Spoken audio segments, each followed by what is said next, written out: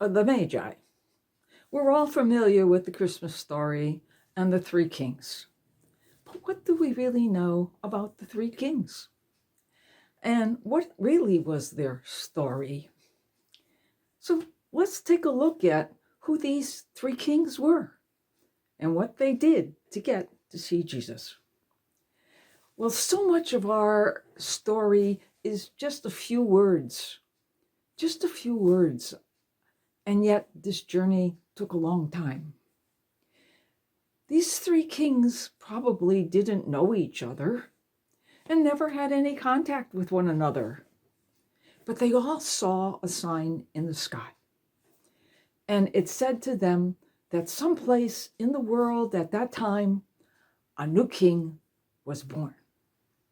And so, feeling obligated out of maybe just the part of their being a king, they wanted to go and welcome the new king into this world.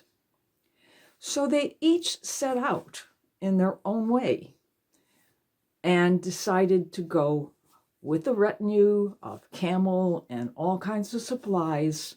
This wasn't a day's journey. This maybe took them months, and they had to go hundreds and even maybe 1,000 miles to get to where the star would end. And so they picked up their little belongings and they started their journey, a journey to follow that star. And at some point, we have no idea. It's totally up to our imagination to figure out what really happened. But let's take this trip and see what might have happened. Each of them started out in their own country, and they followed that star. And maybe at some point outside the Jerusalem, they, by miraculous means, met up. And when they did, they got together and they went to the palace of Herod. And when they get there, Herod doesn't know why they're there. What king? What king are you talking about? A king in my area? Who is this king? And so he told the three kings to go out and find the king. And when he did, to come back and tell him, so he too could go out and adore him. And so the three kings leave, and then the question becomes, where did they find this king? Where am I going to go and look for him?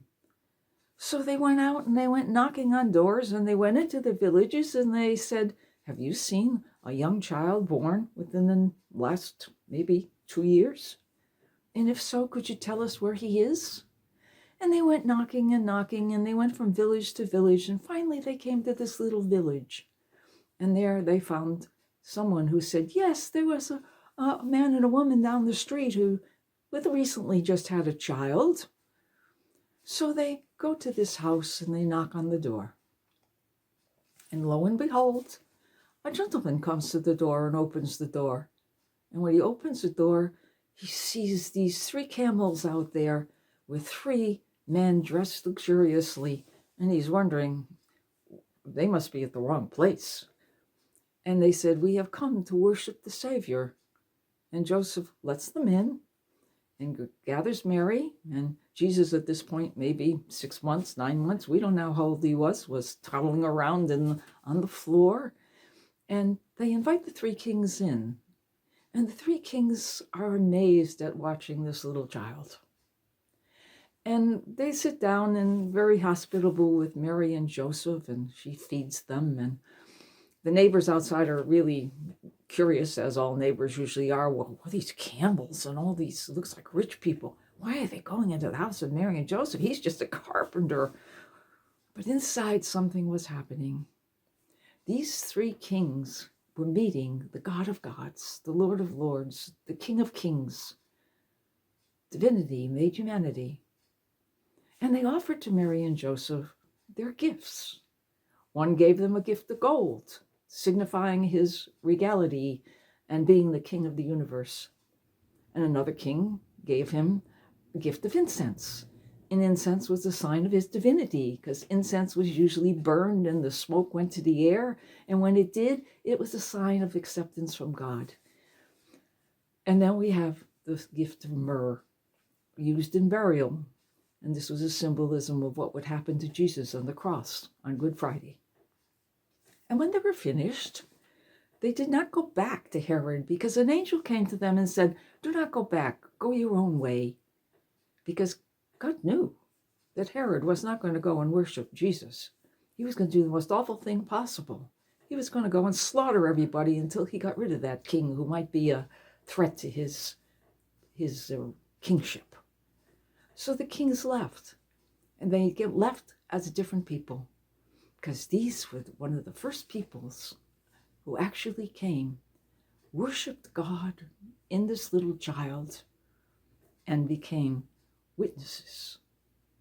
And when they left, they went back to their little homes, and their little kingdoms changed, because now they had met God.